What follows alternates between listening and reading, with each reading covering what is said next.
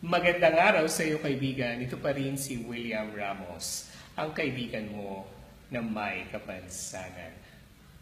Isang magulang ang nagmungkahi sa akin na gumawa naman daw ako ng episode on how to teach kids to accept criticisms. Bilang bata, marami pa silang mga pagkakamaling magagawa o ginagawa sa kasalukuyan na minsan bilang magulang baka mahirap para sa inyo ang sila ay turuan.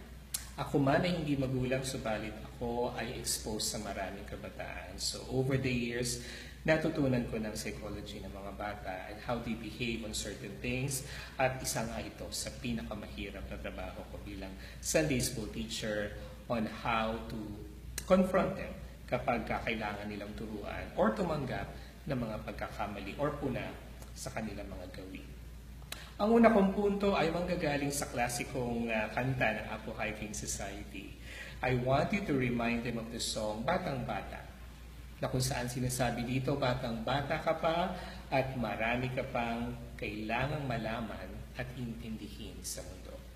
At yan ang totoo. Kung itutuloy mo yung kanta, napakarami pang wisdom o karunungan na maaaring matutunan ng iyong anak. So let them hear the song.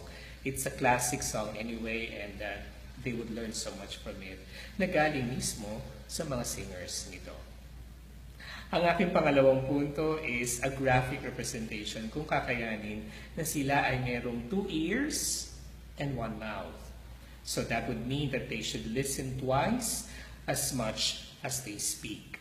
Minsan ang mga kabataan, di ba, they're so eager to talk about stuff, kahit minsan mali-mali yung grammar o mali-mali yung pasok nila, and that's normal for them. Ang kailangan lang natin ituro sa kanila, sometimes mas marami silang matututunan kung mananahimik muna at makikinig bago sila tuluyang magsalita. In that way, magiging bukas ang kanilang tenga at isipan sa mga suhestyon o sa mga koreksyon kapag sila ay napapagalitan.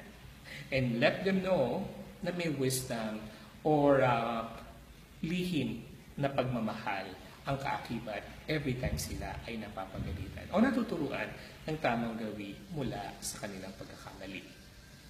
Ang aking huling punto is to remind them that as kids, they will surely make a lot of mistakes.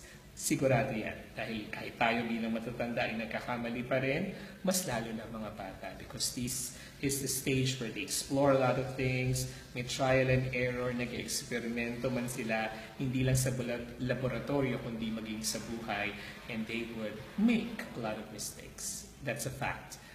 However, they should learn from their mistakes kasi pag malaki na sila, there will be so much more at stake na kailangan nilang panagutan bilang adult. As early as now, turuan silang magkaroon ng bukas na pag-iisip, hindi lang na matuto sa kanilang pagkakamali, kundi magkaroon ng importansya na sila ay mananagot sa kanilang mga actions and decisions later on in life.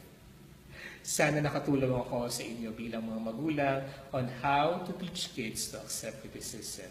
Because as early as na kapag natutunan na nila ito, they will be in the better position to lead the next generation. Hanggang sa muli, kaibigan.